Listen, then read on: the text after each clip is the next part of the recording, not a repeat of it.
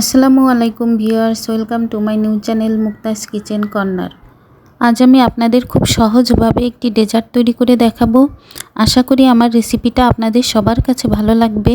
তো ভালো লাগলে লাইক, কমেন্ট এবং শেয়ার করে দেবেন এবং আমার চ্যানেলটি সাবস্ক্রাইব করে আমার পাশে থাকবেন। তো এর জন্য চুলায় আমি একটি পাত্র বসিয়ে দিয়েছি এবং এতে হাফ কেজি পরিমাণ দুধ দিয়ে দিয়েছি। দুধটা কিছুক্ষণ রান্না হতে থাক। এখন আমি চলে যাচ্ছি পরের পর্বে।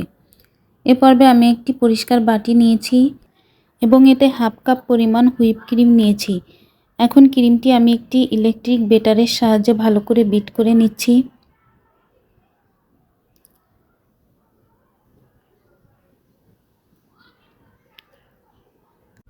তো আমি কিছুক্ষণ ক্রিমটা বিট করে নিয়েছি। এখন আমি অ্যাড করছি 1 চামচ পরিমাণ চিনির গুঁড়া। তো চিনিটাকে দিয়ে আমি আরেকটু ভালো করে বিট করে নিচ্ছি।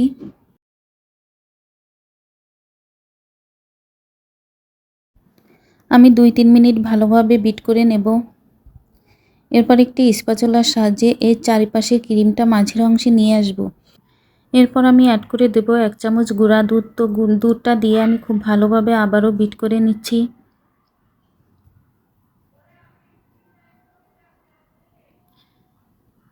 তো আমার ক্রিমটা এখন প্রায় রেডি। ভিউয়ার্স, দেখতে পাচ্ছেন আমার ক্রিমটা হয়ে গেছে। এখন আমি এটিকে একপাশে সরিয়ে রাখব। এখন আমি চলে যাব চুলাতে। ভিউয়ার্স, দেখতে পাচ্ছেন আমার দুধটা রান্না হয়ে গেছে। এখন আমি 1 চামচ কর্নফ্লাওয়ার পানির সাথে গুলিয়ে নিয়েছিলাম, তো সেটাকে আমি অ্যাড করে দেব দুধের সঙ্গে। আমি কর্নফ্লাওয়ারটা দিয়ে চামচ দিয়ে ভালো করে নেড়ে নেড়ে মিশিয়ে নেব। তো এটাকে আমি ভালোভাবে দুধের সঙ্গে মিশিয়ে নিয়েছি। এখন আমি অ্যাড করব 2 চামচ গুঁড়া দুধ। দুধটাকে দিয়ে আমি ভালোভাবে আবার একটু মিশিয়ে নেব। ভিউয়ার্স, দেখছেন আমি একটি মিক্সার দিয়ে খুব ভালোভাবে মিশিয়ে নিচ্ছি। এরপর আমি অ্যাড করব চিনি। এখানে আমি 1/3 কাপ পরিমাণ চিনি দিয়ে দিয়েছি। তো চিনিটাকে দিয়ে আমি আরও কিছুক্ষণ ধরে এটিকে রান্না করতে থাকব, যতক্ষণ না এটা একটি ঘন ব্যাটারে পরিণত হয়। এরপর আমি অ্যাড করে দিলাম 1 চিমটি লবণ। তো ভিউয়ার্স, দেখতে পাচ্ছেন আমার ব্যাটারটি ঘন হয়ে গেছে। এখন আমি এটাকে চুলা থেকে নামিয়ে নিয়েছি। এরপর আমি যে ক্রিমটা তৈরি করে রেখেছিলাম এই ক্রিমটা এর মধ্যে মিশিয়ে নেব। তো দেখতে পাচ্ছেন আমি ক্রিমটা দিয়ে একটি ইলেকট্রিক বিটারের সাহায্যে খুব ভালো করে মিশিয়ে নিচ্ছি।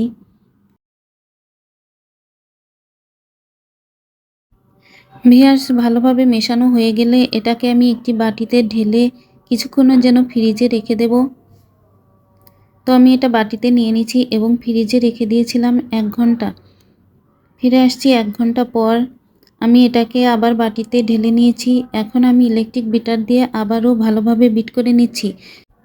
তো দেখতে পাচ্ছেন এ পর্যায়ে বিট করার ফলে আমার ক্রিমটা প্রায় ডাবল হয়ে গেছে। এখন চলে যাব মূল পর্বে। এ পর্বে আমি একটি পরিষ্কার বাটি নিয়েছি এবং দেখতে পাচ্ছেন আমি কিছু বিস্কুট নিয়েছি। আমি কিছু চকলেট বিস্কুট নিয়েছি এবং একটি ছুরির সাহায্যে এটিকে আলাদা করে নিচ্ছি। তো আমি এটিকে একপাশে সরিয়ে রেখে দিলাম। এখন আমি সেই ক্রিমটার অর্ধেক অংশ বাটিতে ঢেলে নিয়েছি এবং বাকি অর্ধেক অংশতে কিছু কোকো পাউডার দিয়ে দিয়েছি এবং এটাকে ভালো করে মিক্স করে নিচ্ছি। এরপর আমি বাটিতে সেই বিস্কুটগুলো সেট করব। তো দেখতে পাচ্ছেন আমি কিভাবে বিস্কুটগুলো সেট করে নিচ্ছি।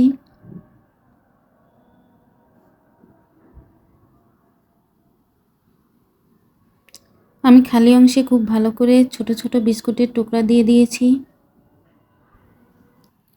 তো আমার একটি লেয়ার শেষ হয়ে গেছে। এখন আমি দ্বিতীয় লেয়ারটি দিয়ে দিচ্ছি।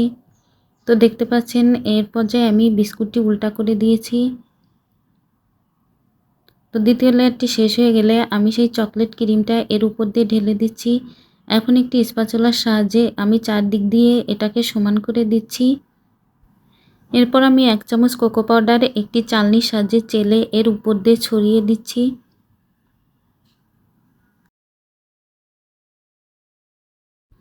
কোকো পাউডার ভালোভাবে ছেট হয়ে গেলে আমি এর উপর দিয়ে ডার্ক চকলেট গ্রেট করে দিয়ে দিলাম।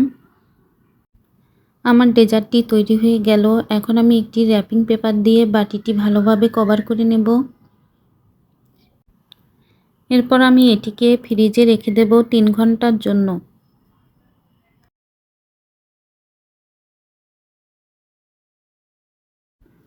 ফিরে আসলাম 3 ঘন্টা পর। এখন আমার ডেজার্ট খুব ভালোভাবে সেট হয়ে গেছে। এখন আমি র্যাপিং পেপারটা ছাড়িয়ে নিচ্ছি। তো দেখিয়ে দিচ্ছি আমার ডেজার্টটা কেমন হয়েছে। তো আমি একটি চামচ নিয়ে এটিকে কেটে দেখাচ্ছি। তো দেখতে পাচ্ছেন কেমন হয়েছে। মাশাআল্লাহ, অনেক সুন্দর হয়েছে।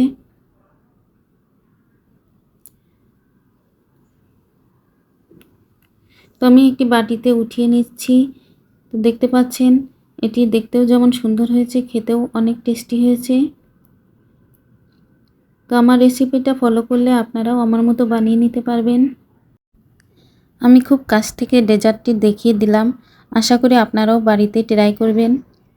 ভিডিওটি দেখার জন্য ধন্যবাদ। বাই।